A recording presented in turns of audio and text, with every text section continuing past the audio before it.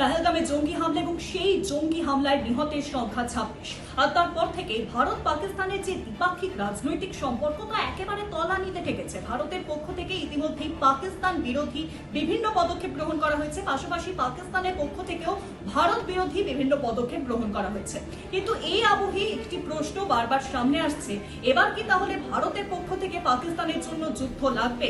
আর সেই যুদ্ধ লাগবে কি লাগবে না সেইটাই কোনো প্রশ্ন চিহ্নের মধ্যে রয়েছে। কিন্তু পাকিস্তান কিন্তু যুদ্ধে কাঁপছে, যুদ্ধের ভয় তারা কাঁপছে, তা স্পষ্টত বোঝা যাচ্ছে। কারণ এর আগে একটি ভিডিও প্রকাশ্যে এসেছিল যেখানে দেখা যাচ্ছিল এক পাক সেনাপ্রধান তিনি কাঁদতে কাঁদতে বলছেন যদি ভারত যুদ্ধ জারি করে তাহলে তারা আশঙ্কাজনক অবস্থায় পড়তে পারে।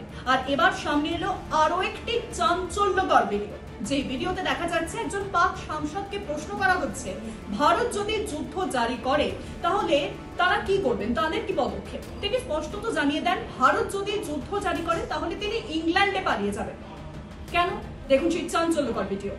और बतौर पाकिस्तानी अगर जंग बढ़ जाती है तो बंदूक लेकर बॉर्डर पर जाएंगे? नहीं, अगर जंग बढ़ जाती है तो मैं इंग्लैंड चला जाऊंगा। सर साहब, आप नहीं समझते कि इन हालात में मोदी साहब को थोड़ा सा बैकग्राउंड में जाना पड़ेगा या थोड़ा सा पीछे हटना पड़ेगा? इन हालात में आप नहीं समझते कि मोदी को थोड़ा सा पीछे जाना चाहिए ताकि हालात नॉर्मल हों?